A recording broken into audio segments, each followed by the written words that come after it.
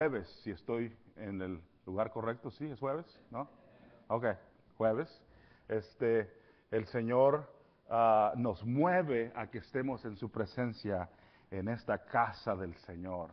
Hace muchos años, cuando el Señor comenzó a moverse en mi vida, comenzó a poner una atracción por las cosas de Dios. Y como joven en el Señor, cuando comenzamos a predicar la palabra, yo sentía inmediatamente en mi espíritu que Dios había puesto un deseo por servirle, aún desde esa edad, para estar en la presencia del Señor. Y ahora que estamos en el campo misionero, esa efervescencia se hace más fuerte, ese deseo se hace más fuerte.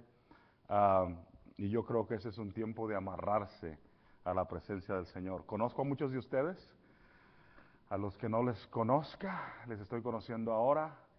Dios les bendiga. Algunos de ustedes son amigos míos, algunos de ustedes les caigo mal, no hay problema. Es mutuo, no. Algunos de ustedes somos compañeros de algún tiempo y otros nos estamos conociendo. Pues la mayoría de ustedes, si no me equivoco, las raíces son en México.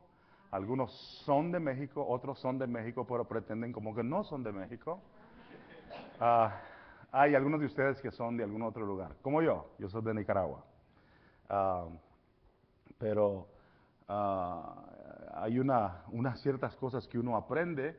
Algunos de ustedes, ayer estuvimos hablando acerca de acentos, ¿se acuerdan?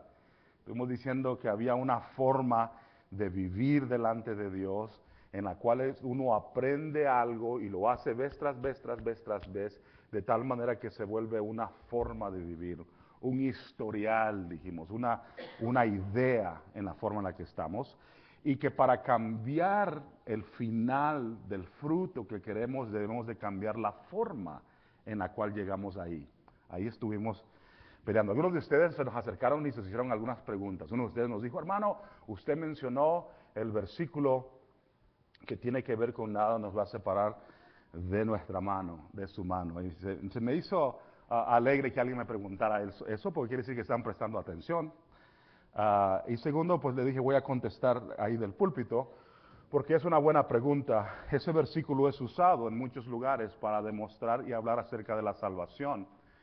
Y crea una discrepancia en medio de nosotros. La tradición wesleyana, la tradición calvinista, y allí en medio están los bautistas, ¿no? Los bautistas están como que son de este lado en una forma y de aquel lado de la otra forma. Pero ese versículo en su interpretación es usado para enseñar algo que obviamente nosotros no creemos. Pero quise haber mencionado ese versículo para traer a la memoria que el Señor es el que guarda la vida nuestra. Ahora, obviamente yo creo que uno puede alejarse del Señor uno personalmente, pero que no puede uno, que algo foráneo le quite la presencia del Señor a uno, sino que uno mismo pueda alejarse del Señor. Y eso, pero alguien me dijo, hermano, pero es bueno discutir doctrinas y todo eso. Yo creo que sí, siempre y cuando lo hagamos en un buen espíritu, no espíritu de pleito, ¿no? Pero es bueno porque entonces ejercitamos para saber lo que creemos. Y si algo tiene que ser retado, hay que retarlo, hay que verlo, hay que uno saber defender lo que cree y decir, esto es lo que creo y lo creo por esto y por esto. Hubo algunas otras preguntas, quiere decir que había muchos de ustedes que estaban prestando atención. Y ahora vamos a tratar de presentar otra cosa aquí delante de ustedes en la presencia del Señor. Y cualquier pregunta que tengan, por favor acérquense a nosotros después del culto y pueden preguntarnos si hay una discrepancia entre lo que yo les diga y lo que les diga el pastor Caleb. Él tiene el derecho de estar equivocado. No. No, esta es su iglesia, hay una discrepancia entre él y yo, tienen que escucharlo a él. Dígame amén. Que yo vengo de afuera y no hemos encontrado mucho en los que estamos en desacuerdo, pero si hay algún desacuerdo tienen que escuchar a su pastor. Yo crecí bajo un pastor y tengo ese respeto por esa cosa en el Evangelio, porque hay una jerarquía espiritual, aunque todos somos hijos de Dios delante del Señor. En la iglesia hay una cierta jerarquía que Dios hace para que podamos funcionar y tenemos líderes y pastores y las cosas que Él pone enfrente de nosotros. Quiero que eso es como un comercial gratis, ¿no? Nada más. Lo demás ya es cobrado. Pero en la obra hay ciertas cosas que siguen enseñándonos a cómo empujar hacia adelante y cómo estar en la presencia del Señor. Hoy van a estar un poquito más cansados porque estaban aquí anoche, tuvimos una maratón, ¿no? El predicador predicó muy largo, no digan amén, pero sí, y después tienen que ir a trabajar ahora y ahora tienen que estar aquí en la noche y están diciendo, ojalá y hoy le dé como la mitad, pero no va a funcionar, porque tengo algo que decir que me va a tomar un poquito de tiempo de ponerlo enfrente de ustedes. Y quiero leer algunos pasajes, voy a comenzar hoy con estos pasajes y luego mañana los termino, si Dios nos da vida, pero quiero comenzar con algunos pasajes que considero importantes en las Escrituras. Quiero comenzar con el libro de Génesis en el capítulo 15, Génesis 15. Y quiero que encuentren Génesis 15, y ahí en Génesis 15 van a encontrar al siervo Abraham preguntándole al Señor, ¿cómo es posible que él va a poder ver lo que el Señor le ha prometido? El Señor le promete a Abraham un hijo. Le dice, vas a tener un hijo. Pero Abraham ya es un anciano. Y él dice, ¿cómo voy? Mi esposa es anciana, yo soy anciano. Y Dios le está prometiendo algo y su ser humano, su carne, le hace pensar en la fisiología y le hace entender que muy probablemente su cuerpo ya no puede funcionar para eso. Y aquí en las Escrituras él está pidiéndole al Señor, ¿cómo voy a saber yo, Señor, que de verdad tú me estás dando esta palabra? Y aquí en el capítulo 15, comenzando con el versículo 6, ya el Señor le dice, estas son las cosas que te voy a dar. Y luego el versículo 6 dice, 15:6, y creyó a Jehová y le fue contado por justicia. Y le dijo, yo soy Jehová, que se saqué de Ur de los Caldeos para darte a heredar esta tierra. Y él respondió, Señor Jehová, ¿en qué conoceré que la he de heredar? Y le dijo, tráeme una becerra de 3 años, y una cabra de 3 años, y un carnero de 3 años, y una tórtola también, y un palomino. Y tomó él todo esto y los partió por la mitad, y puso cada mitad una enfrente de la otra, mas no partió las aves. Y sigue explicando cómo hubo un pacto entre él y el Señor. Pero cuando él preguntó, ¿cómo voy a saber yo, Señor? ¿Cómo voy a saber que lo que tú me has dicho se va a cumplir? Y ahora ya él creyó, le dijo al Señor, ok, creo. Cuando me lo dices, creo. Pero el Señor le dice, para yo enseñarte cómo voy a cumplir lo que te estoy diciendo, tráeme estos 5 sacrificios. Y el primero de esos sacrificios es una becerra, pero no una becerra normal, una becerra que específicamente fuera de 3 años. Y quiero llevarlos a otro pasaje en el libro de Nehemías. Y al comienzo de estas escrituras va a haber un poco de lucha para con ellas, y al final vamos a tratar probablemente mañana de llevar a cabo las escrituras que Él nos ha enseñado. Y yo quisiera que fueran al libro de Nehemías, el capítulo 3. En Nehemías 3, ¿eso se oyó bien? En Nehemías 3 está el trabajo de la reedificación del muro de Israel en Jerusalén. Y ese muro está ahora siendo reconstruido. Todos estos pasajes tienen que ver con esa reconstrucción. Pero quiero concentrarme en el versículo 16 para hablar de una parte de la reconstrucción de ese muro. Si lo tienen, me dicen amén. Después de él restauró Nehemías. Este Nehemías no es el mismo Nehemías del libro. ¿Están despiertos? ¿Sí? Ok. Este no es el mismo Nehemías, ok. Aquel es otro Nehemías. El del libro es otro Nehemías. Este es otro Nehemías. Después de él restauró Nehemías, hijo de Azbuc. Si tengo otro hijo, le quisiera poner Azbuc. No creo que mi esposa me vaya a dejar, pero de todas maneras. Al primero yo le quise poner Samgar y me dijo sobre mi cuerpo muerto. Eso se llama Kobe. Gloria a Dios. Después de él restauró Nehemías, hijo de Azbuc, gobernador de la mitad de la región de Betsur. Betsur. Quiero que se acuerden de ese nombrecito, Betsur. Es una región, hay muchas aldeas ahí en este lugar que se llama Betsur. Hasta delante de los sepulcros de David y hasta el estanque labrado y hasta la casa de los valientes. Óiganlo de nuevo, la región se llama Betsur, hasta delante de los sepulcros de David y hasta el estanque labrado y hasta la casa de los valientes. Leamos un pasaje en Reyes para ver de qué un poco acerca de lo que está diciendo.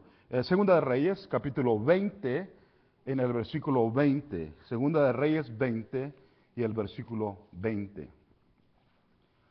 Este es Ezequías, uno de los grandes reyes de la descendencia de el varón David.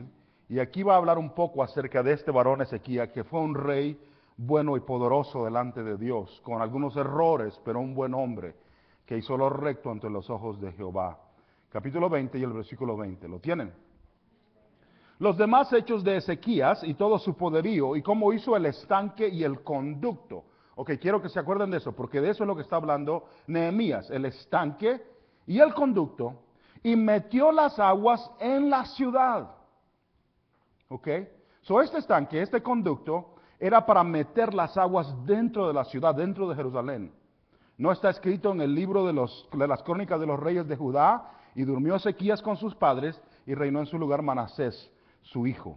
Este es el famoso conducto, o el famoso acueducto del que está hablando el varón Nehemías.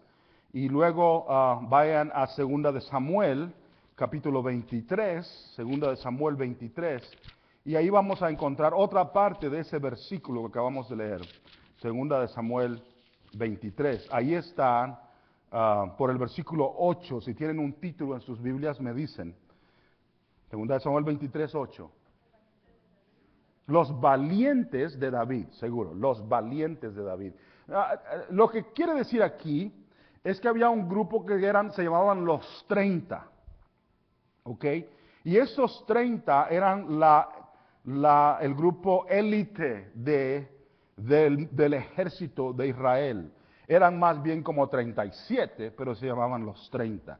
Y a ellos se les llamaba los valientes de David. Eso los van a encontrar aquí en capítulo 23, versículo 1. Leamos el versículo 8, 23, 8.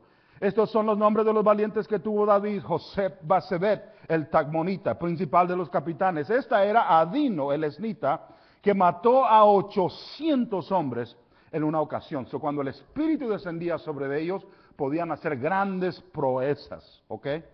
Ellos se llamaban los valientes de David. Están aquí, y si están tomando notas, están en Primera de Crónicas, capítulo 11. En Primera de Crónicas 11 están los valientes de David. ¿Ok? Les acabo de leer acerca del acueducto que construyó Ezequías, o el estanque, y ahora les estoy leyendo acerca de los valientes. Regresen a Nehemías capítulo 3, Nehemías 3. para sentarnos y basarnos ahí. De nuevo, el versículo 16. Después de él restauró Nehemías, hijo de Azbuc,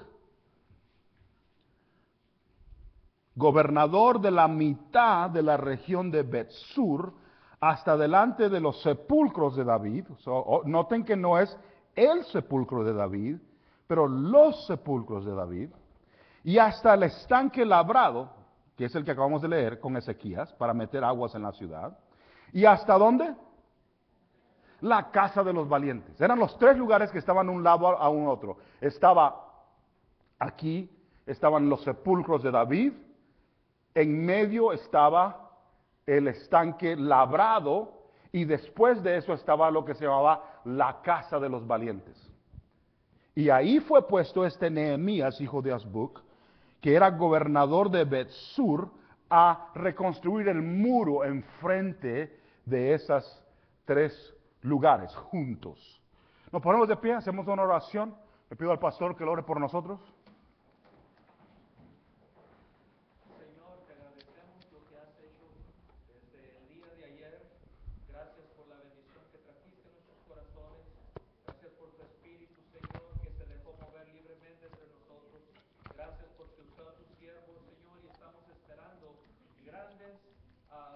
Cosas de parte de ti, Señor, en esta noche a través de él. Bendice nuestros corazones y úsalo, toca sus labios en el nombre de Jesucristo.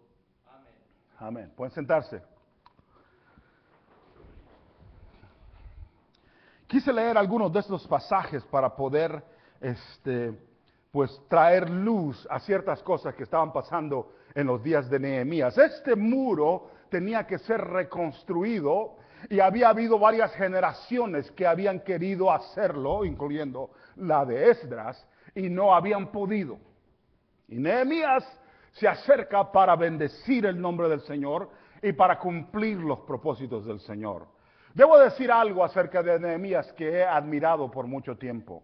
Si alguno de ustedes es un siervo laico o alguien que no es necesariamente alguien que predica desde el púlpito, debería de identificarse con Nehemías, porque él ni es profeta, ni es pastor, ni es predicador, ni es sacerdote, simple y sencillamente es un trabajador, un siervo de un rey.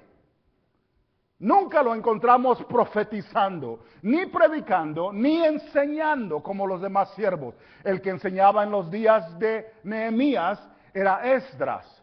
Y también había otros profetas como Zacarías y Ageo que en esos tiempos estuvieron enseñando al pueblo. Pero Nehemías en este tiempo es el líder. Y lo que me gusta de su vida, que aunque no era predicador ni era ninguna de esas cosas, era un trabajador. Dios usó un libro entero para enseñarnos que no se necesita ser predicador para saber servir al Señor.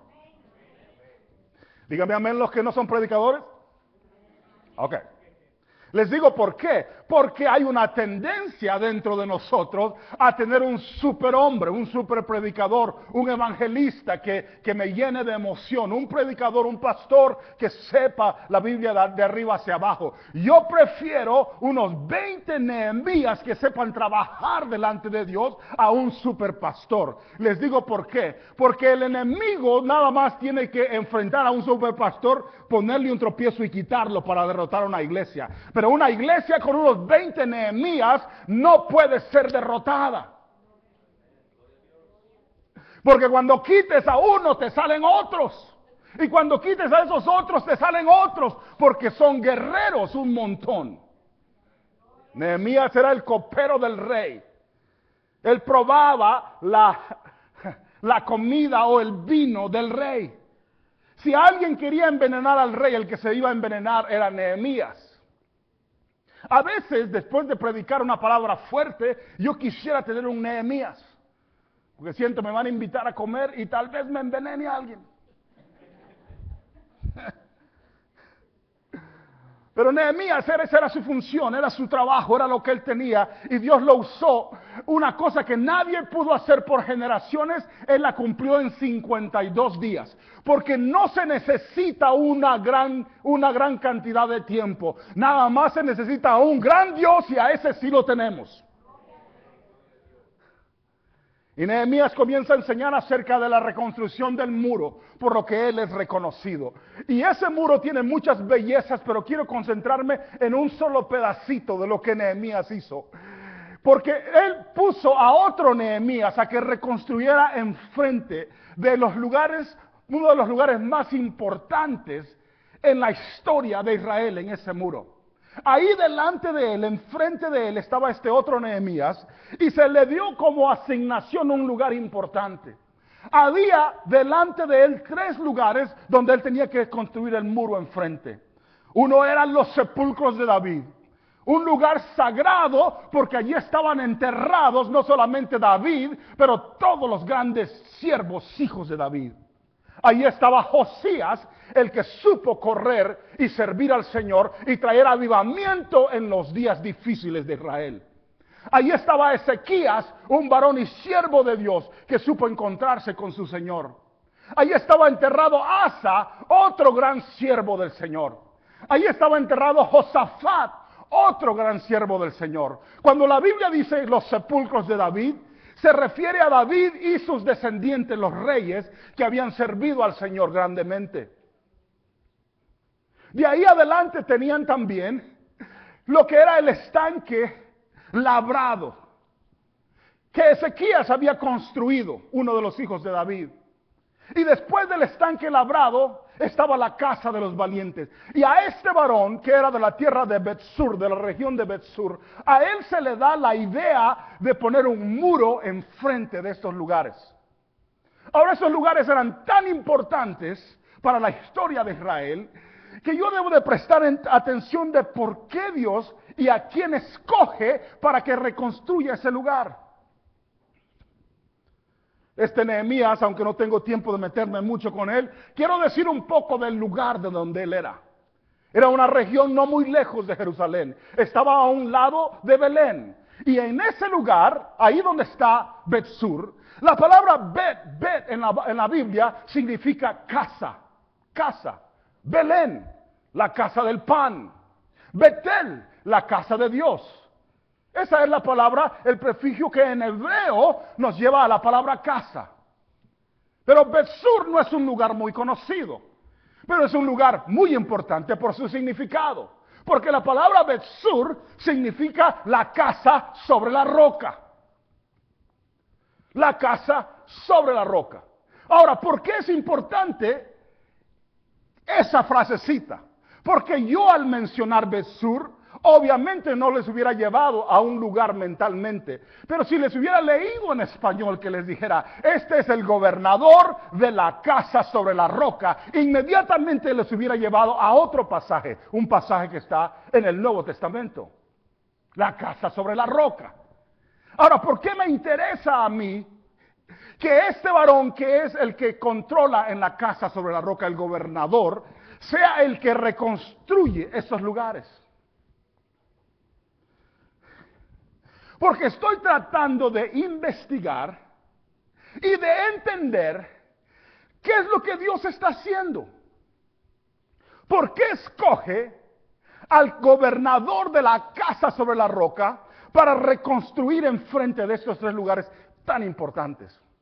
¿Por qué estos 3 lugares están juntos el uno al otro y el Espíritu Santo nos lleva a enseñarnos algo que Él está haciendo?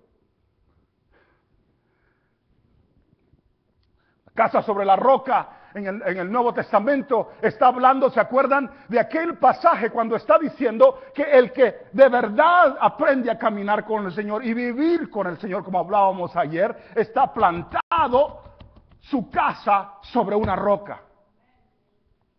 La compara con el que está sobre su casa sobre la arena, y que las 2 casas son exactamente igual de parecidas, igual en todo. Que nada las separa en comparación, que no hay ningún problema que las divida de ninguna manera hasta que pegue una tormenta.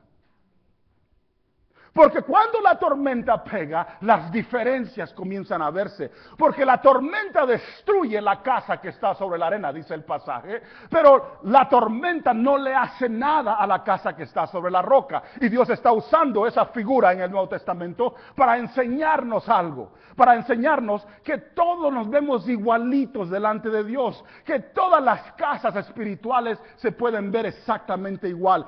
Pero que el que se conoce de verdad, que es verdadero hombre y mujer de Dios, es el que sabe pararse en la tormenta y sobrevivir delante de Dios. Déjeme decirlo de otra manera. En este momento todos estamos bien, pero cuando una crisis pega, se sabe quién es quién. En mi tierra, en Nicaragua, hubo un tiempo en el cual el comunismo tomó control y comenzaron a atacar la iglesia. La iglesia mía, que era un poco parecida a esta, la quemaron 3 veces. Nosotros, los que estábamos chamacos, estaba yo joven, bien chamaquillo en ese tiempo, y estábamos en una reunión, un montón de nosotros, más de unos 300. Y llegaron las turbas comunistas, que son ateos, para quemar la iglesia. Y nosotros los jóvenes la íbamos a defender, como Pedro defendiendo a Cristo. Agarramos piedras y íbamos a ir de valientes a enfrentar, a defender la iglesia. Y el pastor nos dijo, no defiendan ese edificio, dejen que lo quemen. Lo que no pueden quemar es lo que está dentro del espíritu del hombre. ¿Por qué? Porque pueden cortarle la lengua, pero los ojos van a decir gloria a Dios. Pueden sacarle los ojos y los pies van a brincar para decir gloria a Dios. No hay nada que pueda detener al corazón que ama al Señor. Uno de mis tíos venía saliendo de una vigilia y él era pastor, y a él lo apedrearon y lo mataron por la predicación del evangelio. Los comunistas dijeron, vamos a quemar esa iglesia. Hubo un tiempo en el que había 80% de los pastores presos en nuestra tierra. ¿Sabe lo que comenzó a pasar? Iglesias enteras comenzaron a decir que ya tal vez no era solamente Cristo el que salvaba. Y comenzaron a poner a Cristo aquí y a Carlos Marx aquí, que es el líder de los escritores del comunismo. Crearon una iglesia. La iglesia se llamaba, la iglesia que estaba basada en la teología de la liberación. Dijeron ellos que el evangelio y que los discípulos eran los primeros comunistas, porque ellos tomaron sus casas y le trajeron el precio a los discípulos delante de ellos. Y comenzaron a enseñar cosas que no eran ciertas. ¿Saben lo que yo me di cuenta en ese tiempo? No importa cómo se vea una iglesia y cómo están sus cosas y qué tan bonito el lugar es. Cuando la tormenta pega, uno va a saber quién es quién. No antes. No en el tiempo en el que todo está bien, pero cuando viene algo terrible delante de una familia y quiere atacar el cáncer, cuando hay un golpe en la familia y comienza a querer haber un divorcio, cuando hay una lucha en el espíritu que uno no puede comprender, entonces vamos a saber si estamos parados sobre la roca. Y si no, entonces el evangelio en el que estábamos viviendo es falso. No el evangelio predicado, pero el evangelio personal. Esa es la enseñanza, pero si me tiro hacia atrás, comienzo a tratar de ver lo que Nehemías está haciendo. Por Nehemías llama a este gobernador de la casa sobre la roca y le dice, hay 3 lugarcitos que quiero que toques y defiendas.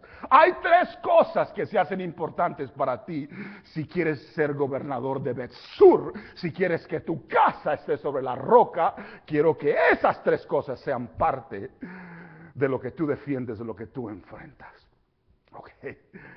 El primero era los sepulcros de David. ¿Por qué era importante los sepulcros de David? ¿Por qué?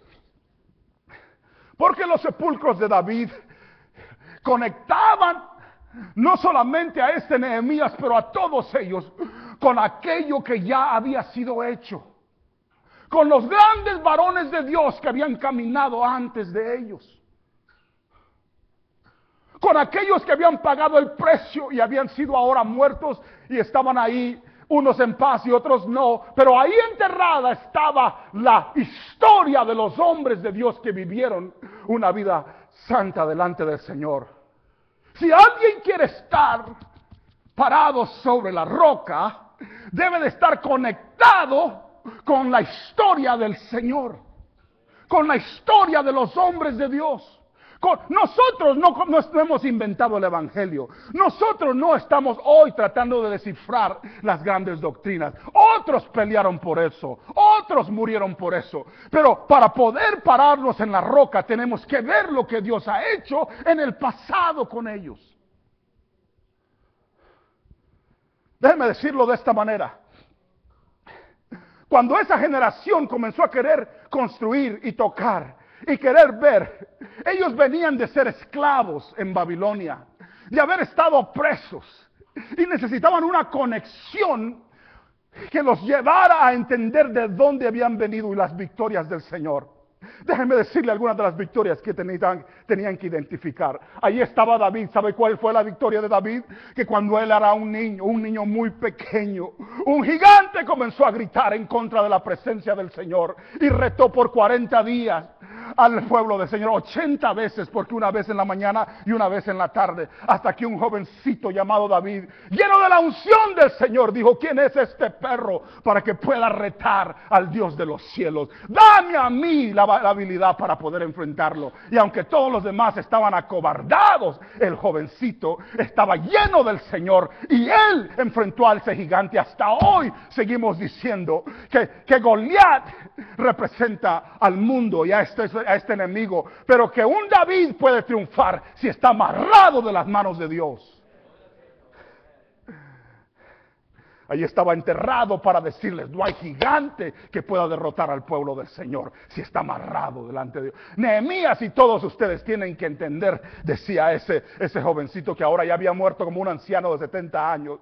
Yo caminé con mi Dios y desde niño Dios cayó sobre mí. Los leones atacaban a mi manada y los osos atacaban a mi manada y el Espíritu del Señor descendía sobre mí. ¿Sabe por qué necesitamos oír eso? Porque nadie podía decirle a David que no se puede servir al Señor de joven, porque él sí pudo.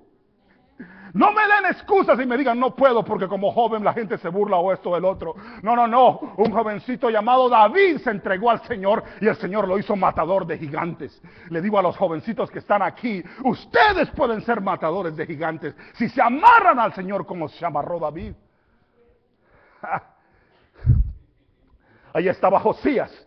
Y una de las cosas que Josías hizo es que la Biblia había estado perdida por mucho tiempo y uno de los sacerdotes la encontró y se la trajo a Josías, y Josías nunca había visto la Biblia y se la leyeron y comenzó a llorar y a llorar y a llorar y a llorar y levantó un avivamiento en medio del pueblo del Señor. Eso fue lo que hizo Josías. Y uno tras otro se hicieron grandes siervos. Déjenme decirles a qué me estoy refiriendo.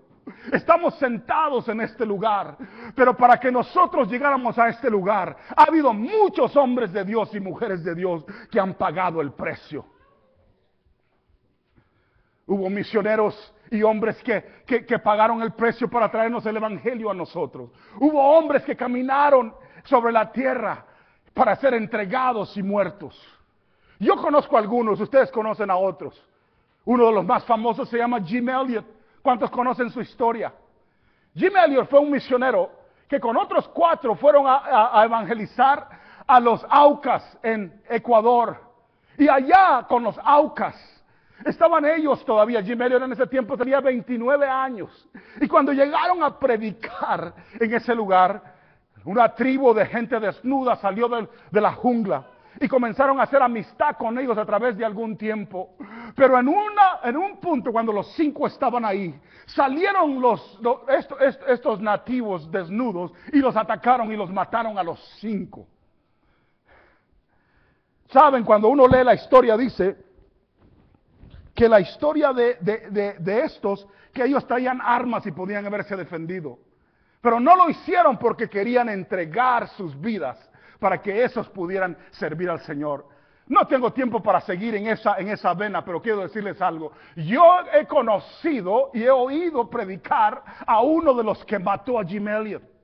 Es un anciano que se llama Mencaye. Y ese anciano fue convertido. ¿Saben quién lo convirtió? ¿Quién lo llevó al evangelio? La familia de estos 5. Después de que estos 5 fueron muertos, sus esposas, sus hijos, sus hermanas se metieron a donde estaban los aucas, los que habían matado a su familia, y les predicaron el evangelio a ellos.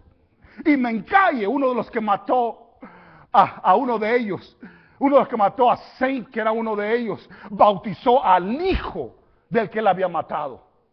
No me digan que el evangelio del Señor ha perdido su poder. El Dios que yo sirvo es un Dios de poder. Es un Dios que sana. Es un Dios que salva. Es un Dios cuyo brazo está todavía extendido en su poder. No les estoy hablando de una historia de hace 2000 años, pero una historia en nuestras vidas en este tiempo.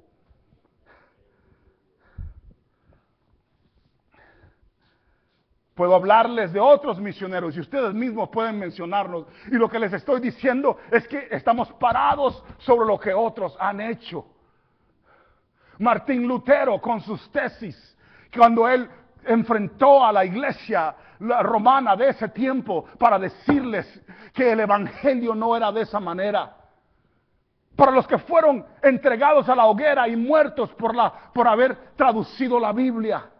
Para los que eran considerados herejes porque estaban separándose de la iglesia tradicional en ese tiempo y levantando lo que hoy conocemos como el evangelio protestante. Estamos parados aquí porque ellos... Le dice el Señor, ¿quieres pararte sobre la roca? Sabe de dónde vienes. Entiende de dónde saliste. Ve el precio que fue pagado por las cosas. Y sigue los pasos de aquellos grandes varones y mujeres de Dios. ¿Sabe qué me da tristeza a mí? Cuando conozco a una generación entera que no saben quiénes fueron nuestros héroes. No solamente los héroes en la Biblia, pero los que han pagado el precio antes que nosotros. ¿Sabe por qué eso es precioso? Porque me hace saber a mí que otros enfrentaron cosas que yo no he enfrentado todavía y que puedo vivir para el Señor. Oh, les puedo contar uno tras otro de cómo el evangelio llegó a mi propia tierra. Un anciano varón que fue a predicar en las junglas de mi tierra. Yo soy de allá, de por el lado de la costa, donde son puros pantanos. Y un hombre llegó a predicar ahí y desarrolló asma. Y ahí, mientras él tenía asma, lo trajeron de regreso a los Estados Unidos y le preguntaron, le dijeron, no puedes regresar a ese lugar, esos pantanos te van a matar. Y él dijo, yo quiero seguir predicando ahí. Se acercó a la tierra nuestra y siguió predicando ese lugar y dilató más unos 2 o 3 meses más y se murió. Pero antes de morir se le dijo a los demás, cuando yo me muera, no me lleven a enterrarme a los Estados Unidos, entiérrenme aquí. Y quiero que en mi funeral le digan a todos los demás que si alguien quiere respetar la vida que Dios me ha permitido vivir, que se vengan a predicar a este lugar. ¿Sabe por qué eso es importante? Porque muchos jóvenes respondieron a ese llamado y se entregaron a ese lugar. Uno de esos jóvenes fue a predicar al pueblo de mi papá. Y cuando él predicó en ese lugar no había ningún cristiano. Les cuento cómo aceptó a Cristo mi papá. Estaba bien jovencito. Y uno de ellos, de una de esas familias, había aceptado que predicaran ahí. Y este señor tenía varias hijas. Siempre son las hijas. Y mi papá y un amigo de él, eran 4, se fueron, pero no fueron porque querían ir a escuchar al predicador, es que le caían bien las hijas, que no es mi mamá, Y estaban escondidos detrás de unos matorrales como los inditos de mi tierra. No fueron a oír al predicador, sino que estaban escondidos detrás de unos matorrales viendo a las muchachas. Y el predicador estaba predicando como que hubieran unas 10,000 personas ahí, dice mi papá. Hice unos gritotes y una cosa, Dios les bendiga, Dios va a sanar y va a salvar. Y dice mi papá que en medio de ese tiempo, cuando estaba él escondido detrás de los matorrales, comenzó a prestarle atención y a olvidarse de la muchacha. Podría predicar ahí, pero voy a seguir.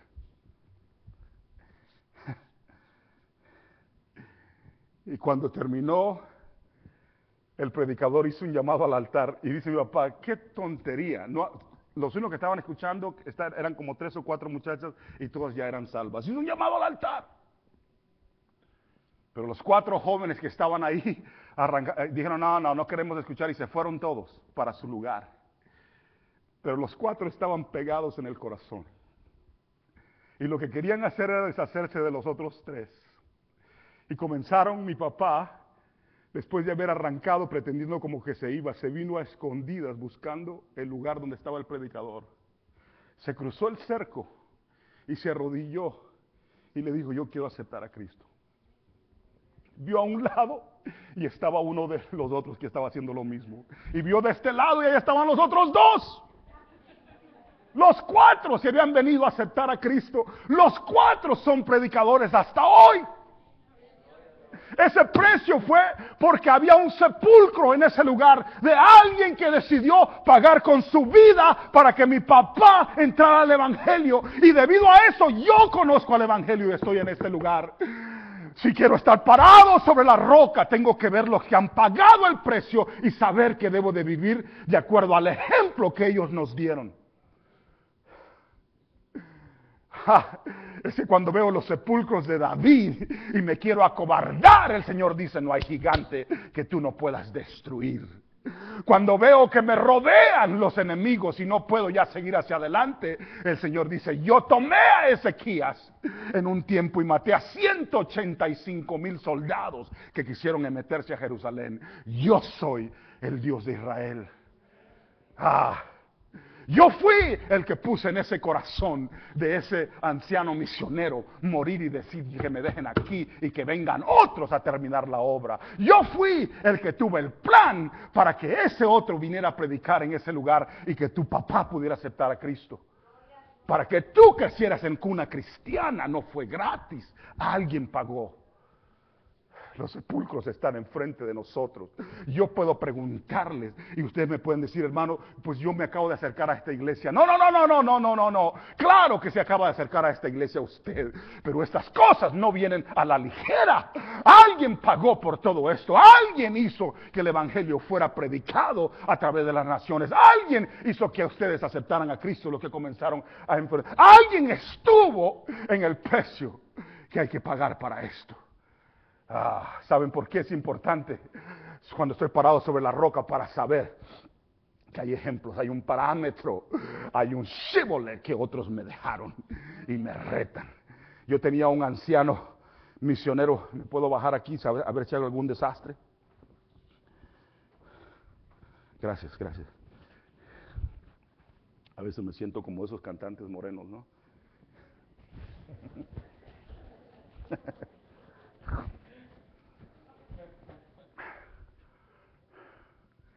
¿Saben? Cuando uno comienza a sentir lo que Dios está haciendo y comienza a ver cómo Dios lo está atrayendo hacia la obra y el reto que Dios comienza a poner en el corazón de nosotros, comienza a entender cómo es que Dios comenzó su obra.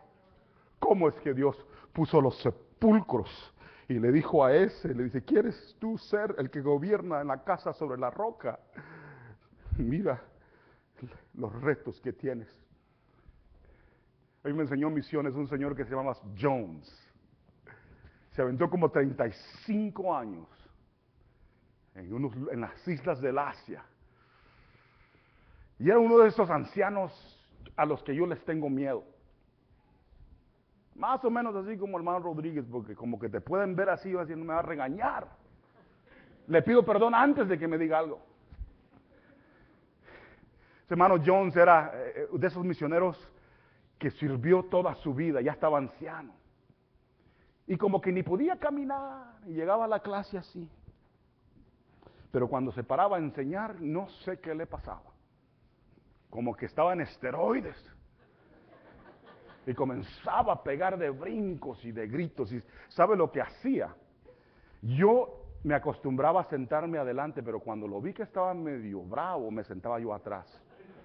Y no sé qué pleito él traía conmigo, pero se me acercaba y se me ponía así de cerquita que cuando me hablaba me escupía.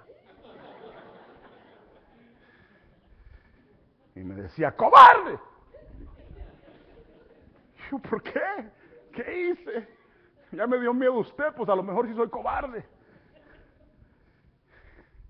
No me des excusas. No me digas que no se puede.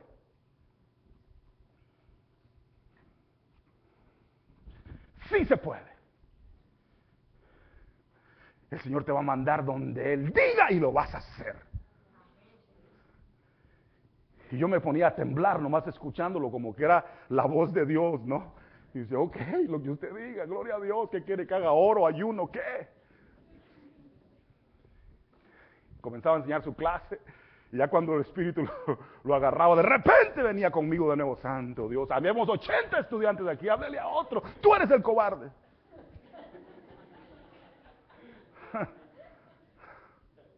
Me le escondía en otra clase, me voy a sentar detrás de otro. Estaba yo un poquito más delgado, y había un gordito, detrás de él me sentaba. Ahí me encontraba, no te me escondas, cobarde. Santo Dios, me encontró.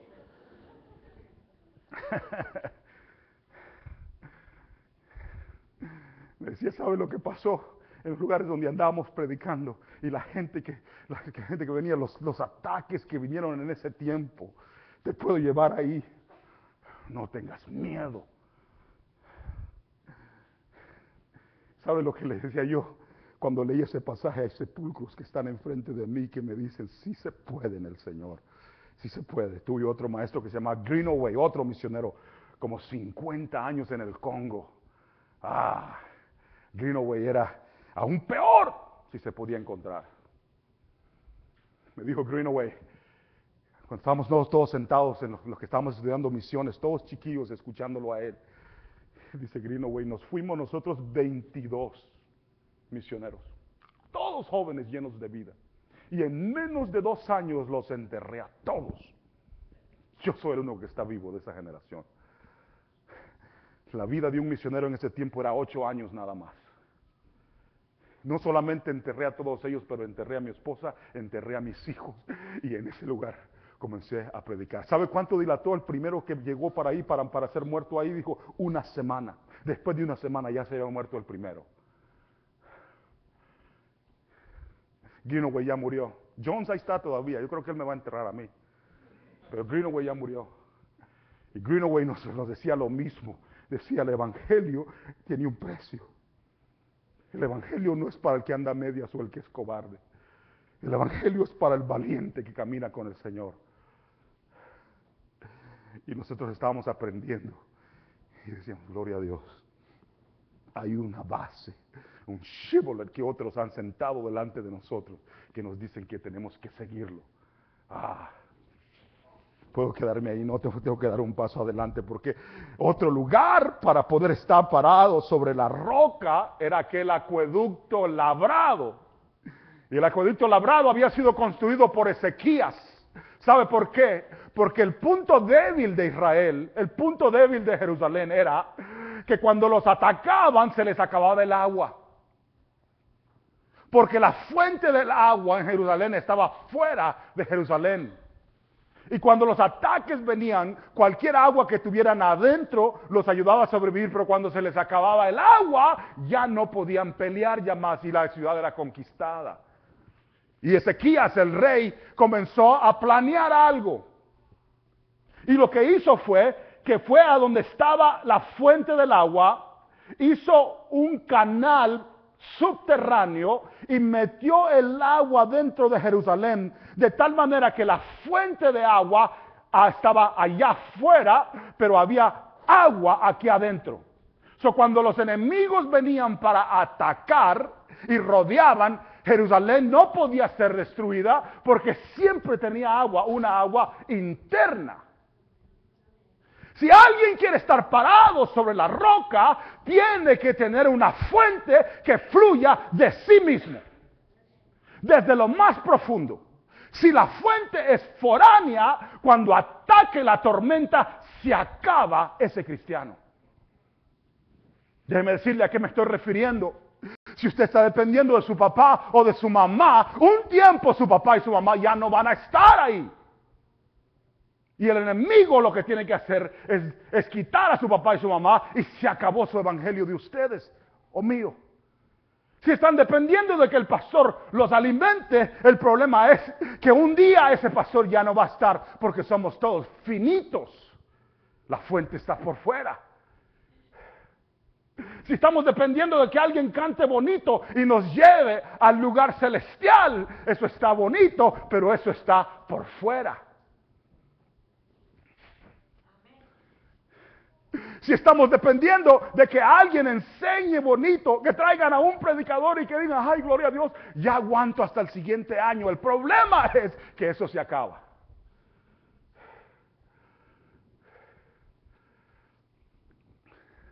Si alguien dice, yo quiero esta iglesia, ¿qué iglesia? Las cosas, le digo, todas esas cosas son bendiciones. Pero Ezequías sabía, para poder resistir el ataque más fuerte, el agua tiene que estar adentro. Eso es lo que dijo el Señor, que de su interior fluirán ríos de agua viva. No del interior de otro, pero del interior de cada uno de nosotros. Y si vamos a estar parados sobre la roca, tenemos que tener un fluir del interior. Quiero darles un ejemplo de cómo eso funciona. Cuando nosotros estábamos pequeños, éramos un montón de jóvenes. Hubo un tiempo que éramos más de 500. Montón. De esos 500, algunos estábamos queriendo servir al Señor. Los otros andaban en otras cosas. Los jóvenes es una cosa chistosa, porque se sabe siempre quién es quién. Alégrense los ancianos, pero después voy con ustedes, no se preocupen. Porque los ve uno sentados y parecen todos santitos, pero un ojo está hacia adelante y el otro está así. Las relacioncitas que se desarrollan y los problemas que están de este lado y las luchas. Y usted dice que nosotros nos juntábamos para ir a predicar todos nosotros. Estamos chiquillos, vamos a predicar. Y le decíamos a todos, vamos a ir. Ok. De los 500 íbamos como unos 6.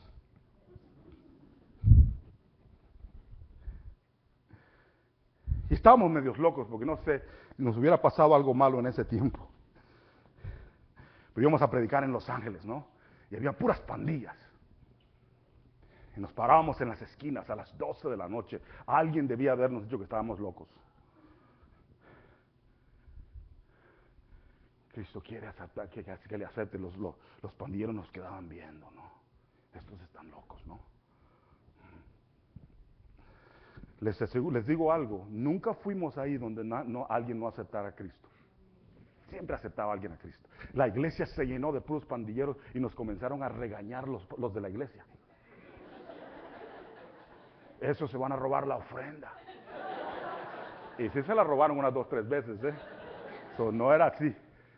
La iglesia estaba llena de pura gente, todos con sus cosas.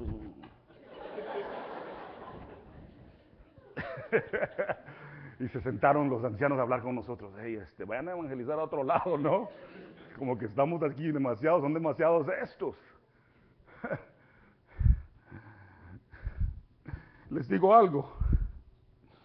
Cuando comenzaron los ataques y las luchas personales en las vidas de todos nosotros como jóvenes, solo algunos tenían la fuente que está por dentro. ¿Quieren saber cómo es la fuente que está por dentro? Siéntense aquí en esta iglesia por unos 2, 3 años como jóvenes. Cuando se gradúen de la high school, váyanse al colegio. Y si se caen en el colegio, no tenían fuente adentro. Váyanse a la universidad. Y si en la universidad no se encuentran con el Señor, no conocieron al Señor verdadero. Sino que la fuente era la iglesia, o el grupo, o quien las anduviera regañando, o los padres que les estuvieran diciendo, vamos a la iglesia, vente, mijo, vente. Como le hacen todos ustedes los padres, ¿no? No me digan amén, pero ya sé. Los pleitos, ¿no? No sé si a ustedes les tocaba, pero mi papá nunca creyó en la libertad democrática. No. Mientras vivan en mi casa, van a ir a la iglesia.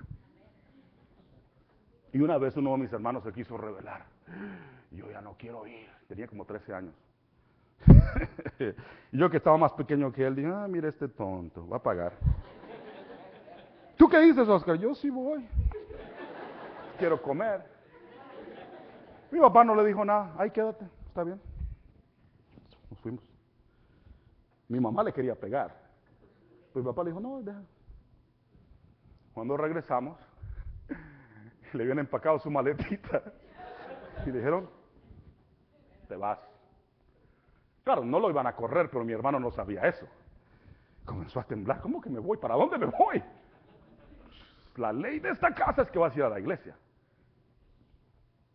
¿Tú quieres tu propia ley? Oye. Y mi hermano recibió revelación inmediata de que quería ir a la iglesia de nuevo. Gloria a Dios.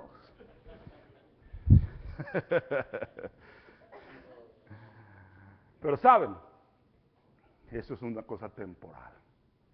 A menos que uno se enamore de Cristo personalmente. Porque el tiempo llega cuando uno dice libertad. ¿Quieres saber cuándo es que se caen más los jóvenes en los Estados Unidos? El primer año de la universidad.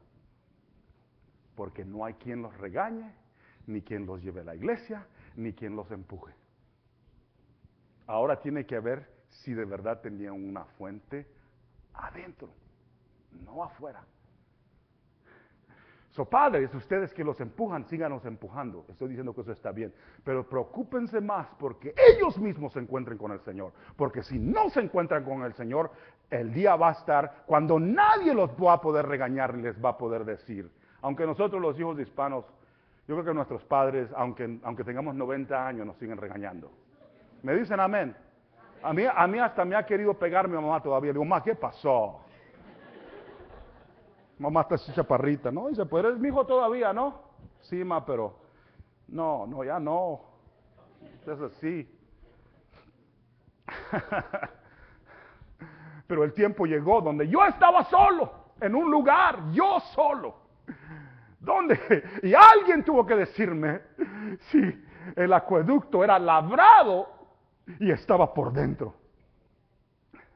Porque las oportunidades se presentan para pecar.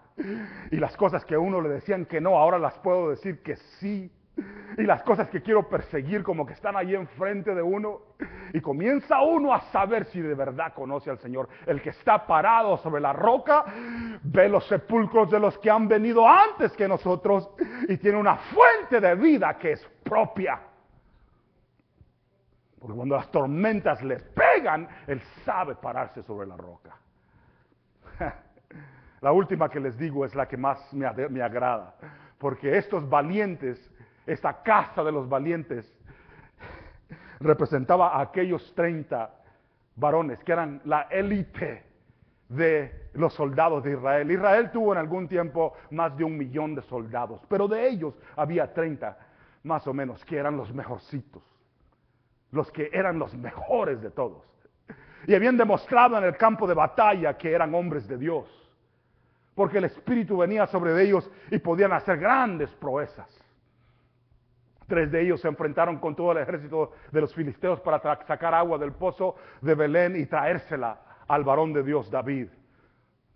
Uno de ellos enfrentó a 800 en una ocasión y los mató. Otro enfrentó a 300 en otra ocasión y los mató. Otro defendió una parcela de lentejas y ganó una batalla contra muchos enemigos. El Espíritu caía sobre ellos para darles triunfo. Y Dios tomó entonces a esos que estaban ahí y los llamó los valientes de David. Se volvieron una generación que hacía temblar a los enemigos. Una generación de 30 soldados que a todo el mundo les tenía miedo. Eran los que habían recogido el Espíritu de David, que habían caminado y corrido como grandes hombres de Dios. Y la Biblia los llama los valientes. Esa era la casa de ellos en ese lugar. A un lado de los sepulcros, a un lado del estanque, a un lado estaba la casa de los valientes. Quiero decirles por qué me atrae esa historia cuando estemos hablando de los que están parados en la roca. No necesitamos muchos, no. Para que una generación, para que una iglesia pueda ser poderosa, para que un grupo pueda tocar a su propia generación, no se necesitan muchos, no. Se necesitan unos cuantos que se enamoren del Señor.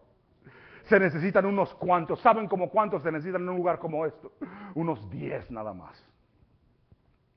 Que se enamoren del Señor de tal manera que nada los mueva. Que sean valientes, que nada se les ponga enfrente y que los haga temblar. Que sepan correr con el Señor. Que sepan pararse y decir, aunque yo soy débil, Él es fuerte. Que cuando suene la trompeta para la batalla, que respondan. Un grupito de esa manera se vuelve un grupo que reta a todos los demás. Una generación entregada a su Señor. Un grupo de gente que sabe lo que tenía que hacer. Yo tenía amigos así. Oh, sí, sí. Tenía amigos que eran fuertes en el Señor. Y éramos todos más o menos de la misma edad. Chamaquillos todos. Me acuerdo un tiempo cuando andaba una chamaquilla que me andaba buscando. No sé, haber estado media ciega, pero me andaba buscando. Y sin que me digan amén los jóvenes, hay veces que uno hasta tuerto se hace, vea qué bárbaro. Y hasta como uno comienza a decir, no, pues esta sí es mujer de Dios, ¿no? Aunque sea una hija del diablo, pero como está media bonita, no hay problema. Las feas, no, a esas hay que orar y ayunar. Pero las que están más bien parecidas, uno le busca cualidades. Mira, oró. Y no estaba orando, se le había caído algo y lo recogió. Mira, estaba orando. Una de estas Raquelitas era la que estaba viendo. A Lea nadie la quiere, ¿se acuerdan? Porque le bailaba un ojo y la gente, no la quiero. No le Dios, está fea. Pero esta Raquel, dice la Biblia que cuando Jacob la vio, lloró. Trabajó por ella 14 años, ni un día hubiera trabajado por esa otra. Pero 14 años le dieron a la que tenía problemas con los ojos y se levantó después de haber creído que era ella y comenzó a gritar, salió corriendo, agarrándose del pelo. ¿Qué me hiciste? ¿Qué les parece a ustedes si usted fuera Lea? ¿Cómo que qué me hiciste? O sea que yo soy como tu castigo. Qué bárbaro. No digan amén. Si quieren todavía estar casados, ¿no?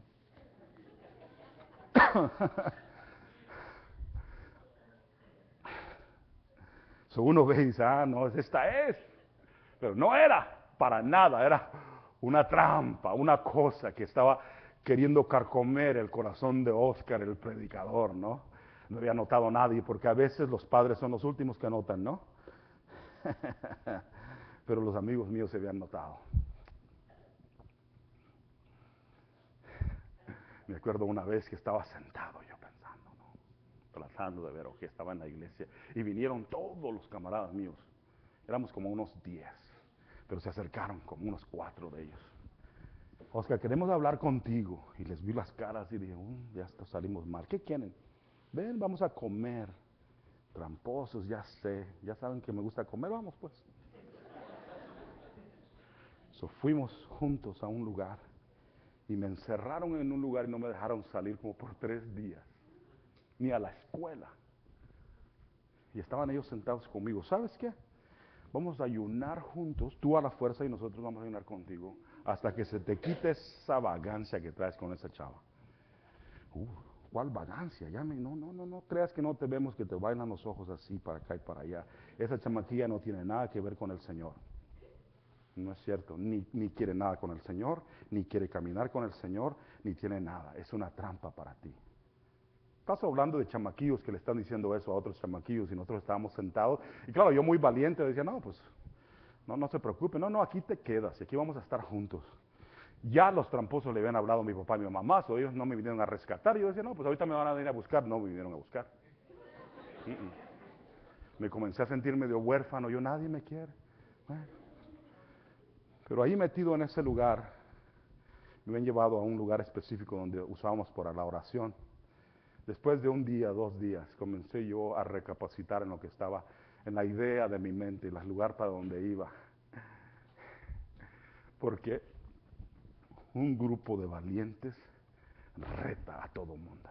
Me decían, ¿cómo le vas a hacer en las misiones? Esas famosas misiones que tú dices que quieres hacer, ¿no? ¿Tú crees que ella quiere ir? Tú sabes que no. No. Pero sí, yo la convenzo, ¿no es cierto? No va a ir a ningún lado. Cálmate. Bueno, ok. Y después de un tiempo de oración, la mente ya limpia, ¿no? Ya ni me gustaba, ni tan bonita que está esta. No, vete a un lado. Les digo esa historia por algo bien interesante. Otro de los miembros de la iglesia se casó con esta muchacha, hicieron un desastre todos juntos. Ni al Señor están sirviendo ahorita, ni casados están. Y yo veo ese tiempo hacia atrás y digo, qué bueno que tuve yo, no solamente padres que me guiaron, pero valientes que se paraban y decían, somos una generación que quiere servir al Señor y vamos a seguirlo porque vamos a estar parados sobre la roca. Necesitamos una generación así en este tiempo. No todos, porque hay quien va a decir, no, yo no quiero vivir así, ni quiero caminar así, ni quiero estar en esa forma de vivir. Pero el que estaba reconstruyendo ese lugar, el varón Nehemías de Bet-Sur, el que controlaba la casa sobre la roca, había entendido que había sepulcros delante de él, de varones que habían enseñado los pasos, y había un acueducto necesario de una agua que estuviera por dentro, y una generación entera que se estaba levantando para retar a todos los demás, para decir que iban a vivir para el Señor juntos. Quisiera llevarlos a donde están los que les estoy contando. Varones que han servido al Señor con todo el corazón. A veces, hasta ahora que estoy sirviendo al Señor, tengo miedo de verlos. Algunos de ellos están medios locos. Yo también, si de vez en cuando me ven que le hago así, no conozco, le contaba a uno de ustedes, que no conozco un misionero que sea normal. Es que no somos normales nosotros. Debe estar uno medio loco para andar haciendo lo que andamos haciendo. Cuando nos reunimos todos, a mí me da miedo. Porque todos están, ¿cómo estás? ¿Qué pasó? No, pues gloria a Dios. Yo bien. Luego nos vemos, ¿no? Andaba en Florida en un autobús. Me subí en un autobús que iba para un lugar donde iba a predicar. Y alguien detrás de mí en el autobús. Iba lleno el autobús. ¡Gloria a Dios! Y digo, oye, para atrás. Y es uno de aquellos. Pasó, no me avergüenzo del evangelio, Oscar. No me avergüenzo del evangelio. Me da gusto verte. Le digo, cálmate, compadre, siéntate, ¿no? Dios te bendiga. No, ¿cuál Dios te bendiga? Todos necesitan a Cristo. Ok, gloria a Dios.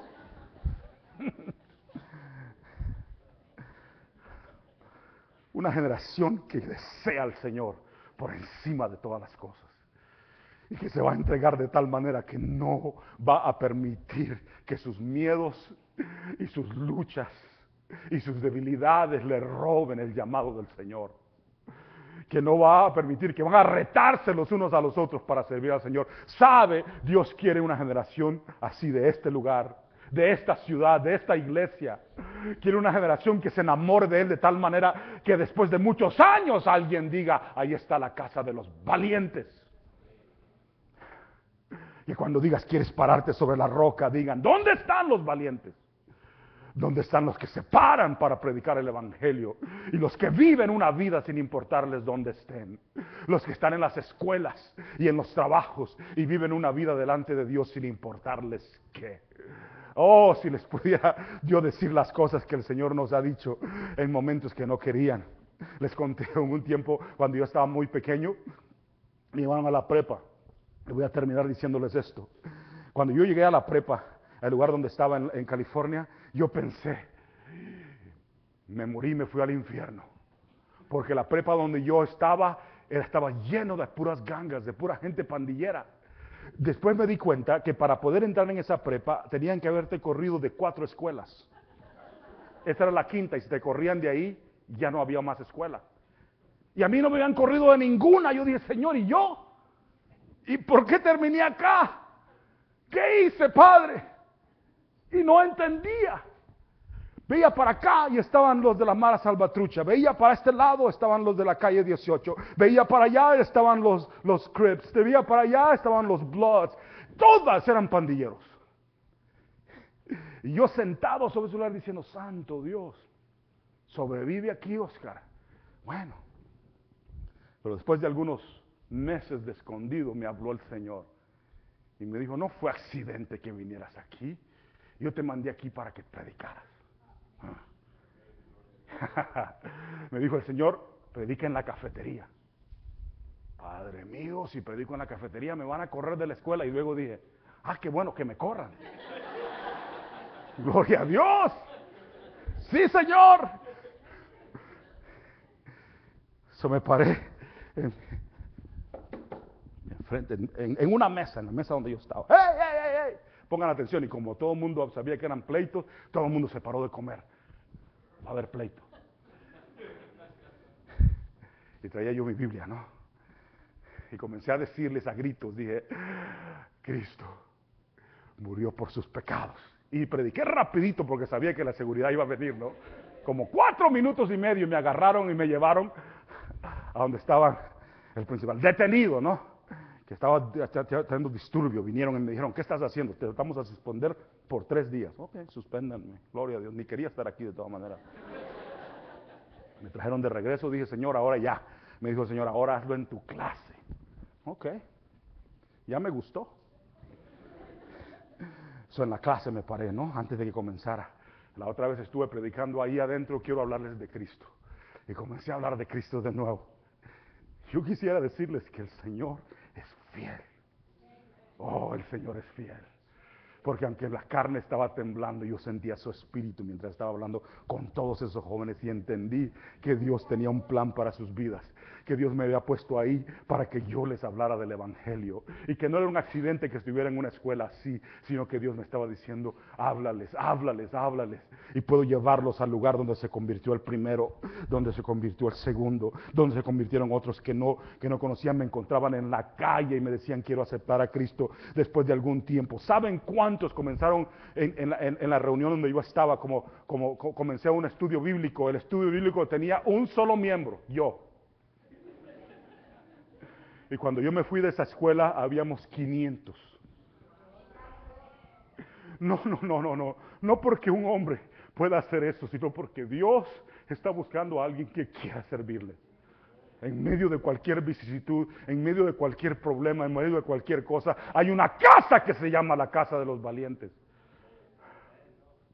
Y en esa casa están los que Dios está llamando, los que Dios está ungiendo. Él está llamando a una generación diciendo, ven, quiero usarte bien, quiero hacer grandes cosas. Ahí están enterrados los que ya enseñaron las grandes cosas. Desarrolla una fuente dentro de ti y métete en la casa de los valientes para que tú puedas ser usado en tu trabajo, en tu escuela, en tu iglesia, en las naciones, en la generación, en San Antonio, en este lugar.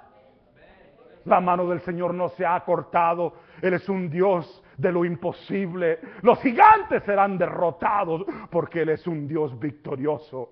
Los enemigos pueden rugir sus dientes, pero el Rey de Reyes siempre va a ganar. Este Señor de nosotros es un Dios de poder. Cuando lo siento en mi espíritu, cuando Él comienza a llamarnos y a traernos, a decir, cuando el Señor le dijo a este Nehemías, reconstruye esa parte del muro que está enfrente de estos 3 lugares, para que puedas estar parado sobre la roca.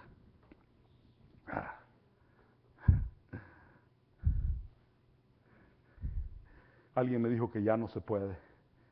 Y yo dije, sí se puede. Porque Cristo es el mismo ayer, hoy y por los siglos. Yo creo que hoy se pueden tener más victorias que en cualquier otro tiempo. Yo creo que una generación se viene levantando como un remanente que ama al Señor. Yo sé que hay un montón que no quieren mucho con el Señor. Yo lo entiendo, está bien. Pero yo sé que el Señor está diciendo, no son millones los que busco unos cuantos que estén en la casa de los valientes y se paren sobre la roca, que tengan su fuente de agua viva, que cuando la tormenta pega, ellos tienen agua por dentro, y que sepan seguir los pasos de los que han servido al Señor.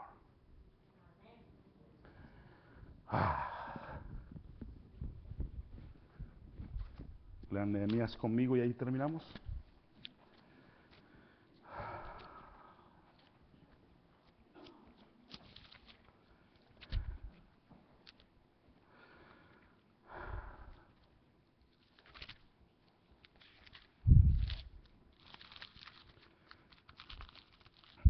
Oiga lo que dice en Nehemías capítulo 3, el versículo 16. Después del restauró Nehemías, hijo de Asbuc, gobernador de la mitad de la región de Betsur. En otro tiempo vamos a hablar de esa otra mitad.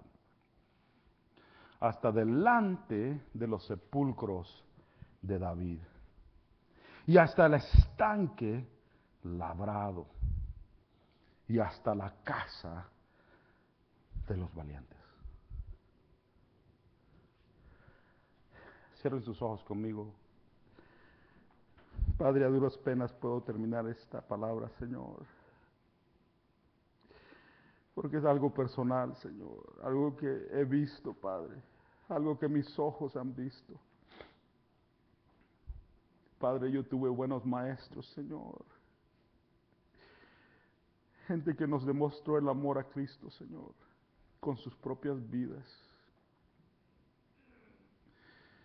Padre, aquí mismo hay maestros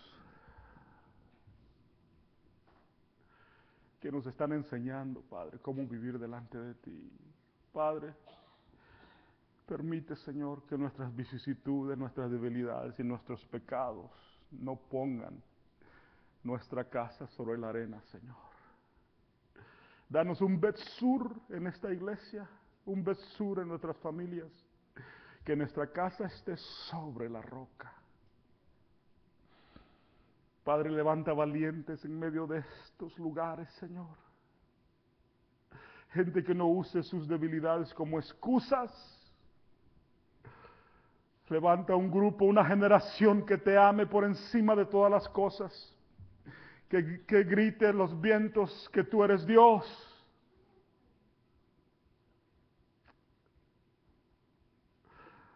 Que vivan sus vidas, Señor, delante de estas generaciones, amando y sirviéndote.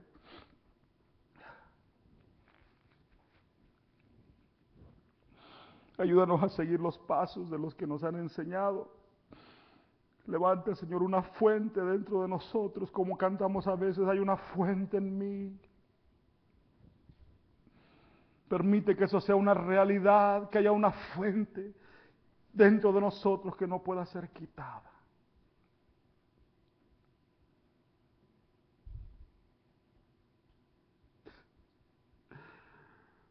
Padre, a veces el corazón se conmueve, Señor, porque a veces, Señor, como Elías, no vemos a los que sí son un remanente. Comenzamos a pensar que no hay un remanente, pero tú le dijiste 7,000 pares de rodillas no se han doblado delante de Baal, ni lo han besado a Baal. Te pido por esos 7,000 en esta ciudad, en este lugar. Te pido que manifiestes a los que te aman, Señor, y retes al resto de nosotros a seguirte. Por eso nos hemos reunido, Señor. Yo quiero hacer un llamado al altar hoy. Y quisiera si alguien puede venir a tocar el piano o algo.